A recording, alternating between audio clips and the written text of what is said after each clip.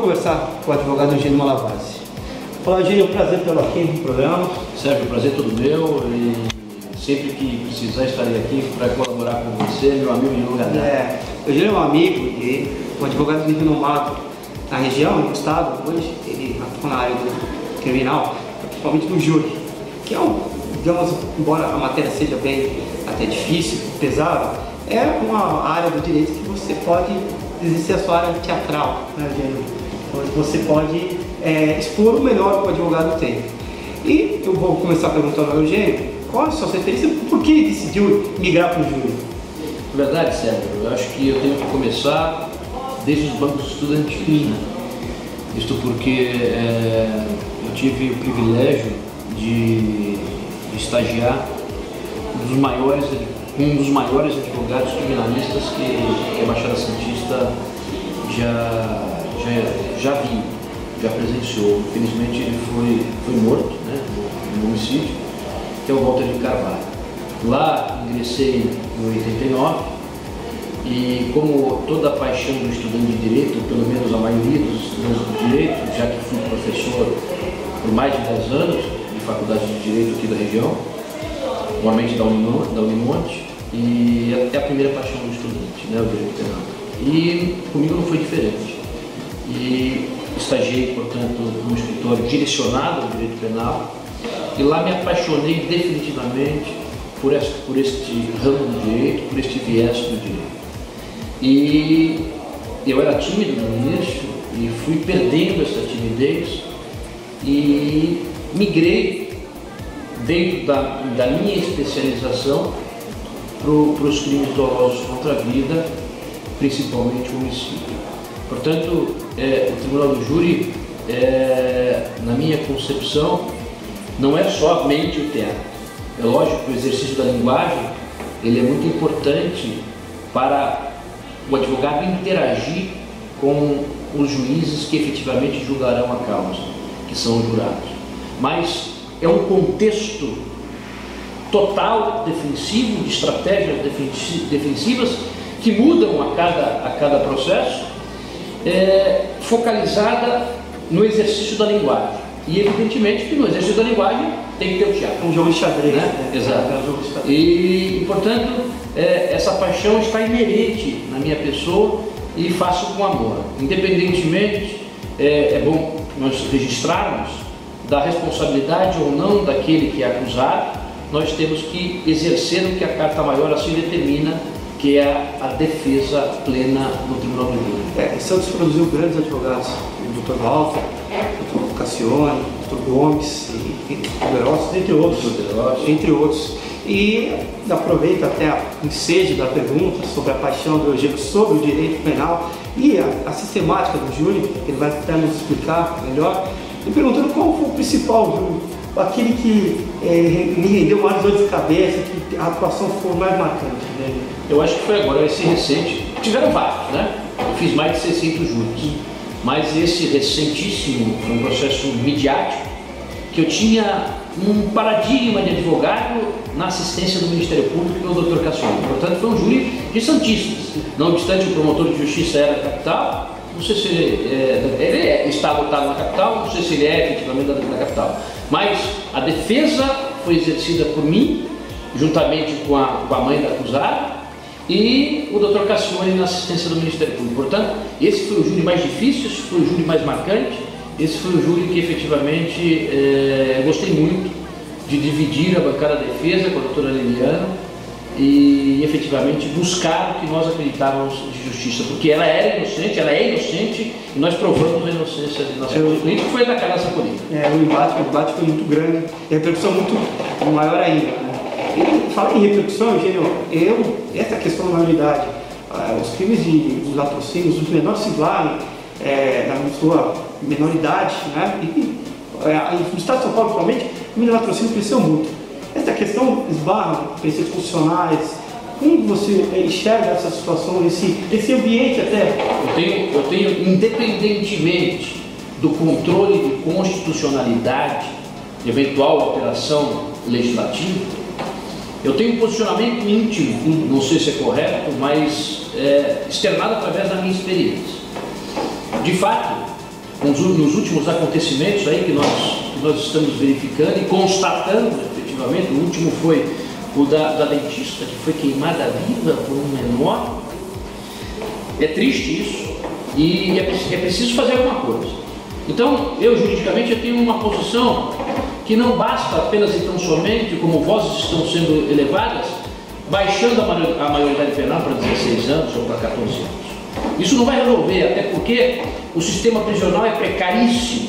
Colocar um adolescente preso junto com os maiores, ainda que com alto grau de periculosidade deste menor, eu não sei se a finalidade da pena seria alcançada. Portanto, eu tenho uma solução íntima minha, que seria a realização de uma séria perícia no menor infrator, tá? Mantendo-se a maioridade penal aos 18 anos, mas se um menor eventualmente praticar hoje ato infracional de latrocínio, por exemplo, este menor passaria por uma perícia, e se essa perícia séria constatasse a sua autodeterminação de entender o caráter criminoso do fato, ele seria julgado como se adulto fosse. Eu vejo que o clamor popular ele se surge, o Estado se surge através de atos querendo a reformulação da Constituição, tentando mascarar a sua deficiência. Então ele se surge no momento que a criminalidade é enorme e vem através, tentando mascarar a sua deficiência. Talvez por isso é que essa questão funcional esteja se esbarrando, essa questão, porque na verdade está mascarando a sua deficiência. Exatamente. Nós não podemos mascarar, e o legislador não pode mascarar a sua deficiência, e nós temos que respeitar a Constituição. Se a Constituição assim determina, nós temos que respeitá-la sob pena de uma lei federal ser declarada inconstitucional. Portanto, nós temos que pensar em soluções pragmáticas, práticas, para que o Estado julgue um infrator, ou um criminoso, ou um maior que cometeu um crime, mas também nós não podemos esquecer, parece um paradoxo, mas não do lado do acusado. Nós temos que pensar na vítima, mas nós temos que pensar no acusado também, dando ensejo e pensando no que Beccaria já falava na sua obra, né, dos delitos e das penas, né, cuja finalidade está precípua da sanção penal, da expiação penal, do cumprimento da pena, a total ressocialização daquele que violou lá atrás uma regra jurídica. Hoje em dia a gente vê uma crise, a crise entre os poderes, uma crise no sistema deficitário, na verdade, talvez seja um momento de repensar, mas não também eliminar a Constituição, e sim talvez modificá-la, não reestruturá-la totalmente, mas sim melhorá-la. E até uma pergunta que eu vou fazer, com relação ao sistema prisional, realmente que é deficitário, e principalmente, talvez uma das saídas, privatizações. O Estado realmente tem que exercer esse papel? Ou você acha que o privativo, a iniciativa privada, num país que tem um crescimento grande, pode suprir esse papel do Estado? Eu acredito, eu sou contra a privatização dos presídios, né? Nós temos experiências aí norte-americanas boas, mas temos experiências ruins. E não adianta colocar o condenado nesses presídios que nós temos aí, porque ele vai sair e vai cometer novas infrações penais. Isso o Estado, nós não queremos. Nós que integramos a sociedade, nós não queremos. Nós que temos nossos filhos, nós não queremos. Portanto, nós queremos o quê? Que quando é caso de condenação, tem que condenar. Só que, uma vez condenado, o Estado que o condenou, ele tem que garantir um cumprimento de pena digno para que ele possa, para que esse condenado, esse sentenciado, possa sair do sistema prisional e pensar duas vezes antes de cometer nova infração penal. Você me perguntou, sério, a respeito da deficiência do sistema prisional. É verdade, é deficitário.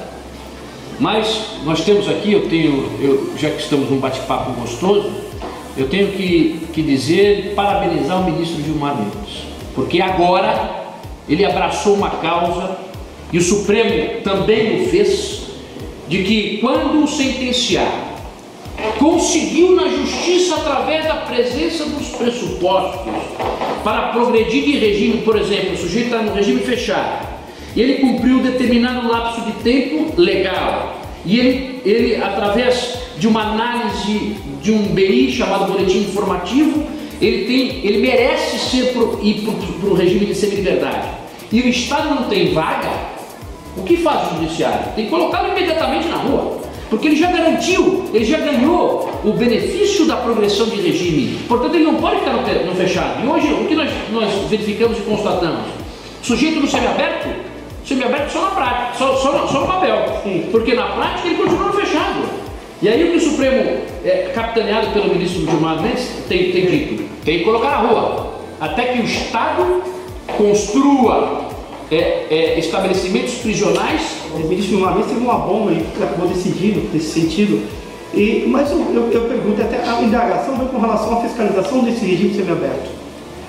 Poderia existir algo como tornozeleira ou fica muito caro? Não, já há, Sérgio. É porque na verdade... Já entre nós. Agora com a Lei 12.403 de 2011, ela entrou com as medidas cautelares diversas da prisão. Porque não adianta colocar o sujeito numa cadeia.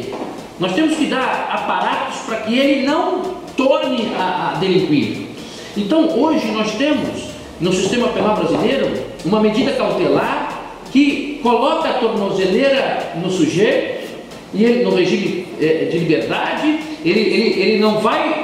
a prisão não será decretada e ele é agraciado com uma medida cautelar, e uma delas está na lei, artigo 319 do Código de Processo Penal, coloca uma tornozeleira para que o sujeito viva a sua vida fiscalizado diuturnamente pelo Estado. Portanto, isso há. Agora, o Estado tem que fornecer o material. Esse é o problema. Né? Realmente há um déficit no Estado de São Paulo. Todavia, no Rio de Janeiro, isso já há. Eu tenho processos no Rio de Janeiro que um dos Correios está com uma tornozeleira eletrônica, e essa tornozeleira eletrônica, a pessoa está com prisão domiciliar para que o Estado fiscalize se ela sai ou não sai de sua residência. Isso é muito interessante para o desenvolvimento estrutural brasileiro, penal brasileiro. É o futuro. O papo está excelente, eu vou convidar o Eugênio mais vezes, porque foi muito ilustrativo aqui nesse bate-papo, né? Mas infelizmente o nosso tempo não permite. Então eu quero agradecer ao Eugênio, pedindo para ele deixar uma mensagem para até os futuros advogados que queiram militar nessa área do júri, e agradecer e convidando para outras vezes. Eu já aceito de antemão, meu amigo Sérgio, todas as vezes que vocês me chamarem, eu estarei aqui, dentro da minha agenda, que é um pouco complicada, mas e o recado que eu darei àqueles que almejam advogar no direito penal, principalmente no júri, é um só: estude. Estude, se dedique à causa, que aí nós chegaremos lá.